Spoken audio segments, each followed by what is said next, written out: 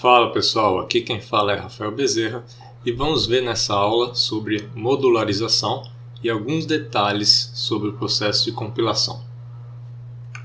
Bom pessoal, à medida que os códigos vão ficando mais extensos, é necessário organizar os códigos-fonte em bibliotecas usando múltiplos arquivos.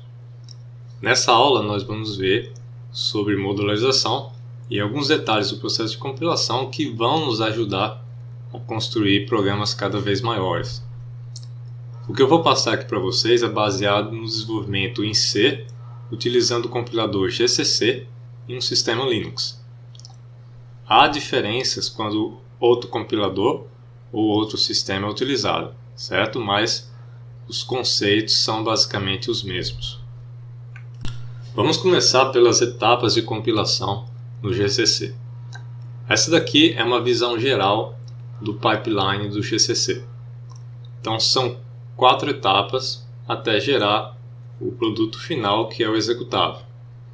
Então temos ali uma primeira etapa, que é o pré-processamento, uma segunda etapa, que é a compilação, a terceira etapa, que chamamos de assembly, e uma quarta etapa, que chamamos de leaking. Vamos a partir de agora detalhar cada um desses passos. Então, como foi dito, o primeiro passo é o de pré-processamento.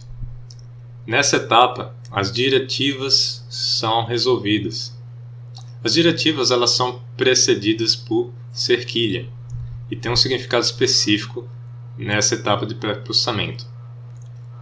3 das diretivas mais usadas são as seguintes: cerquilha include, cerquilha define, cerquilha if define ou if not defined ou if. Vamos ver agora o que cada uma delas faz. Começando aqui pela diretiva include, que já utilizamos bastante, por sinal. Há 2 modos de usar esse include. Podemos usar include e aí o nome do arquivo entre menor e maior. Aí nesse caso o compilador vai incluir o conteúdo desse arquivo no local onde você colocou a diretiva. Nesse caso, a busca por esse arquivo é realizada nos diretórios padrão dos includes. Vocês podem colocar esse comando aqui e aí vocês vão poder saber aqui quais são os diretórios padrão que o GCC utiliza para buscar esses arquivos. Então, nesse caso, esses aqui que estou destacando na tela. Agora, se você faz o include colocando o arquivo entre aspas duplas, aí nesse caso o compilador vai primeiro procurar no local onde está sendo feita a compilação, para depois buscar nos diretórios padrão. Então vamos ver aqui um exemplo. Eu tenho aqui a minha pasta com os meus códigos e tenho aqui o arquivo distância.h, eu vou abrir aqui para vocês verem, certo? Só tem uma função aqui, distância, e tem um arquivo também teste.c. E aí nesse arquivo teste.c eu quero incluir o arquivo de distância. Então, como o arquivo distância.h é um arquivo aqui local na minha pasta, vou colocar entre aspas duplas. E aí, agora na hora de compilar, faltou só aqui o traço LM, vai dar certo. Agora suponha que esse arquivo distância esteja aqui numa pasta que eu chamei aqui tmp. E aí, na hora de compilar, ele não vai achar o arquivo distância.h. Nessa situação, podemos colocar mais uma opção aqui no GCC, que é o traço I maiúsculo. Aí colocamos traço I maiúsculo e logo em seguida, sem espaços, nós colocamos os diretórios que queremos incluir na busca por esses arquivos. Então, no caso, é a pasta tmp. Então, ./tmp, que é o diretório atual, que é um caminho relativo, e aí ele vai encontrar o arquivo distância.h lá. Bom, agora que eu falei sobre a diretiva include, é uma boa hora para a gente conhecer sobre os arquivos de cabeçalho. Esses arquivos geralmente possuem a extensão .h. Já utilizamos bastante quando incluímos a math.h, stdio.h, etc. O comum é que esses arquivos .h contenha somente a declaração de funções e estruturas, mas somente a declaração com a assinatura da função, sem de fato implementá-las. Então, por exemplo, vamos ver aqui eu criei aqui do código da aula passada um aluno.h. E aí dentro desse aluno.h temos a definição da estrutura aluno e a função escrever aluno, mas essa função está aqui somente em sua assinatura, não tem a implementação dela. Essa declaração vai sinalizar para o compilador que essa função existe, embora a implementação só vá ser exigida na última etapa da compilação, que é no linking.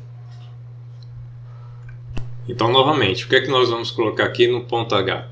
Vamos colocar a definição das estruturas e as assinaturas das funções. Isso é o mais usual. Beleza?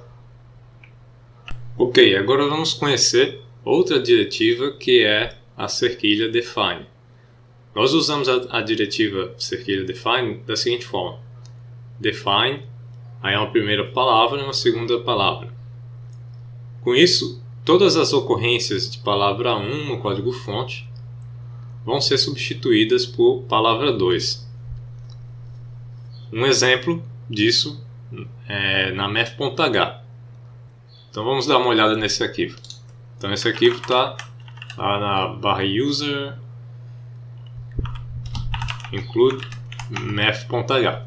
É justamente esse arquivo que nós incluímos quando fazemos lá o include math.h. Então vou abrir aqui, vou localizar aqui o MP. Então tá lá, olha como está sendo utilizado, né? Cerquilha define, e aí m_p, e aí o valor de p.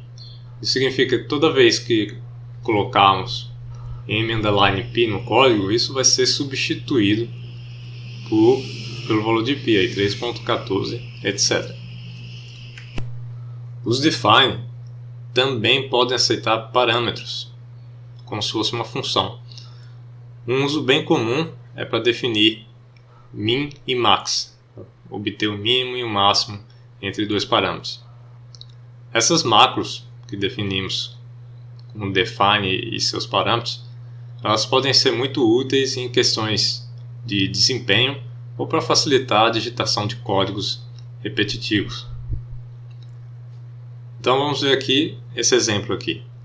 Nesse exemplo aqui nós temos a definição de min com dois parâmetros, a e b. Geralmente colocamos esse a e b como um literal aí maiúsculo. E aí dentro da definição desse min temos aí a comparação entre a e b, quem é menor. Se a for menor que b, então o resultado vai ser a, se não vai ser b. E aqui na função main, olha, eu chamo lá a macro min, passando como argumento 3 e 4. Depois do pré-processamento, isso já vai ser substituído por toda a expressão que foi definida lá no define. Então, onde tem A vai ser substituído por 3 e onde tem B vai ser substituído por 4. E aí ficamos com essa expressão final. Agora, você deve tomar um pouco de cuidado, né, ao utilizar esses defines, porque isso pode gerar algumas armadilhas que podem passar desapercebidas. Por exemplo, aqui nessa macro min, se passarmos A++ e B, nesse caso poderíamos pensar que o mínimo entre A e B seriam avaliados e em seguida A seria incrementado por conta aí do mais. Porém, lá na definição de min, há uma dupla ocorrência de A. Um para comparar se A é menor que B e o outro ali para retornar A em caso positivo. E aí, nesse caso, o A++ acaba sendo incrementado 2 vezes, porque foi substituído 2 vezes. Um outro exemplo é utilizar, como vocês podem ver aí, multi A e B, e aí substituir isso por A vezes B. Notem que aqui falta colocarmos parênteses, porque se não colocarmos parênteses e chamarmos multi, por exemplo, A mais B e A menos B, isso vai acabar sendo expandido para A mais B vezes A menos B. Então o que está sendo multiplicado aqui primeiro é B vezes A, ao invés de multiplicar A mais B por A menos B. A terceira diretiva que vamos conhecer aqui é a diretiva cerquilha fdef. Então, nada melhor do que um exemplo para entender essa diretiva. Aqui nesse código temos aqui na função main um fdef m_p.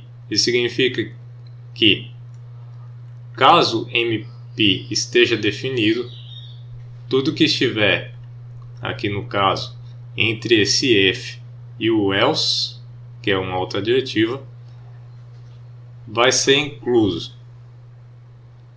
Caso mp não esteja definido, então o que vai ser incluso é o que vai estar entre o else e o endif.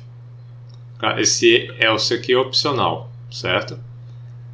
E há também o análogo para negação. Então, se colocarmos aqui fndef, então é caso não esteja definido.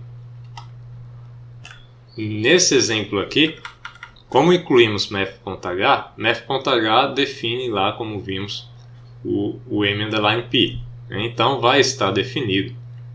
E aí, no código final, o que vai ser incluso vai ser isso daqui. Agora, caso tiremos esse math.h, aí vai entrar no else, e aí ele vai colocar isso daqui. Essas diretivas condicionais são muito utilizadas para evitar que um arquivo seja incluso mais uma vez. Isso é conhecido como include guarda. É o que eu estou utilizando aqui nesse arquivo aluno.h. Então o que é que tem aqui? Temos na linha 1 um if not defined aluno_h. Então, caso o aluno_h não esteja definido, todo o código aqui da linha 2 até a linha 14 vai ser incluso no código final.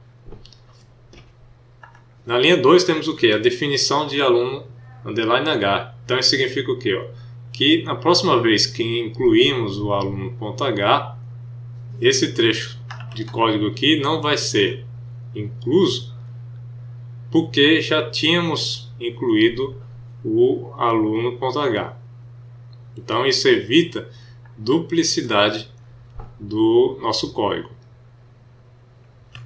A convenção é utilizarmos aqui, nesses defines aqui, o próprio nome do arquivo em letras maiúsculas, né? Substituindo o .h por _h.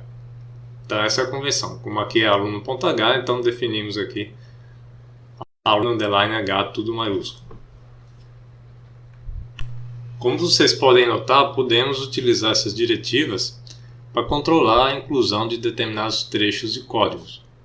Isso é muito útil para controlar durante a compilação o que deve constar no programa. Por exemplo, temos esse programa aqui, que foi da outra aula, e temos uma matriz 5×5. Em seguida temos a inicialização dessa matriz com uma matriz triangular superior. E em seguida nós temos as estruturas de repetição aqui para escrever na tela o resultado dessa matriz. Essa escrita da matriz foi colocada para propósitos de verificação, né? Para verificar se o código aqui acima, essa matriz triangular superior, está correta mesmo. Fazendo o teste aqui, né? Dá uma olhada aqui, ó. Está correto, né? Escreveu a matriz triangular superior. Então, como está funcionando, né? Vamos poder apagar isso daqui. Talvez não seja mais útil. Mas aí suponha que eu apaguei e Agora eu preciso montar, ao invés de uma matriz triangular superior, não, é uma triangular inferior. E aí eu vou precisar mudar esse trecho aqui do código, né? Vamos precisar mudar. O que é que precisa mudar aqui? Vamos botar aqui, por exemplo, isso daqui. Agora, para saber se está funcionando, vai ser uma pena, porque apaguei a parte do código, né, que ele estava escrevendo na tela matriz. Então teria que, a princípio, aqui reescrever. Mas aí há algumas formas aqui melhor de fazer isso, para evitar esse problema, né? Já que esse aqui é um trecho de código que poderia ser eventualmente útil, o que a gente pode fazer é o seguinte: colocarmos uma diretiva aqui condicional. Então, por exemplo, fdef print matriz e uma de f aqui. Então, esse trecho de código aqui só vai ser incluso no código final caso o print matriz esteja definido. Agora, se recompilarmos aqui e executar, apareceu nada. Por que não apareceu nada?